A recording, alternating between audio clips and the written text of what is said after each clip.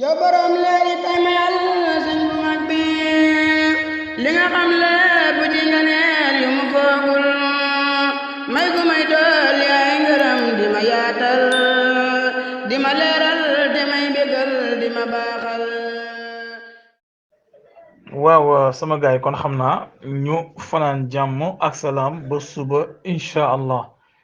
yal nañu yeewoo kenn par kenn ci jàmm ak salaam ba ñu yeewoo bërët bërët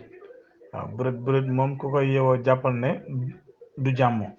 kon yal nañu yàlla dolli jàmm waaye tamit bu leen fàttee su ngeen di tëdd ngeen di léemu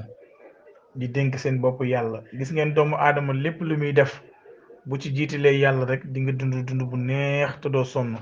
ndax foo mënti jëm ak loo mënti kaa def rek yàlla suñu borom moo lay aar waaye amu àdduna bu la jiitalee ba lépp looy def nga génn ci yàlla di demee sa xel ak sa sago seytaane mooy nekk sa wéttal mooy nekk sa àndandoor su boobaa nag da ngay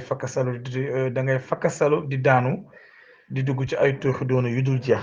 kon nañuy jël suñu bopp di ko dénk yàlla suñu borom mu mën ñoo sàmm kon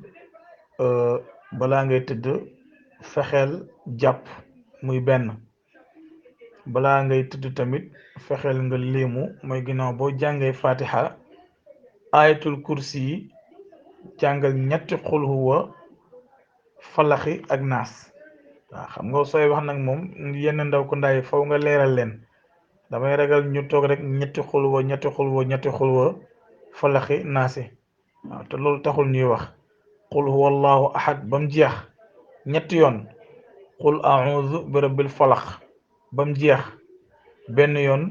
qul a'udhu bi rabbin naas ba mu jeex benn yoon nga daal di koy tuflu sa loxo raayoo ko nelaw waaw kër gi yëpp di nga leen mën a aar ba keroog bët di set te Yonent bi sallallahu alayhi wa sallam wax na ci xadis ne jaam bi saa bu demee bay nelaw léemu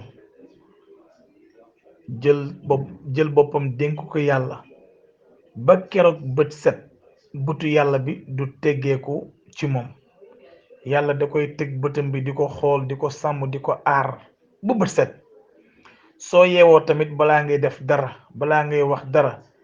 nga ne alhamdulillahi rabbil alamin nga sant yàlla ndax am na ko ba mu tëddee di nelaw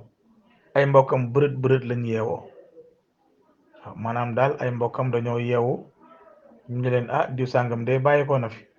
kon yow boo yeewoo ci jàmm balaa ngay wax dara santal yàlla waaw santal yàlla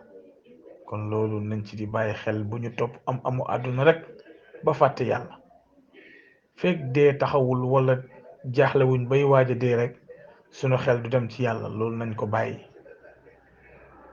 kon information yi ñu doon partagé tey ci journée bi yaakaar naa lépp jeex na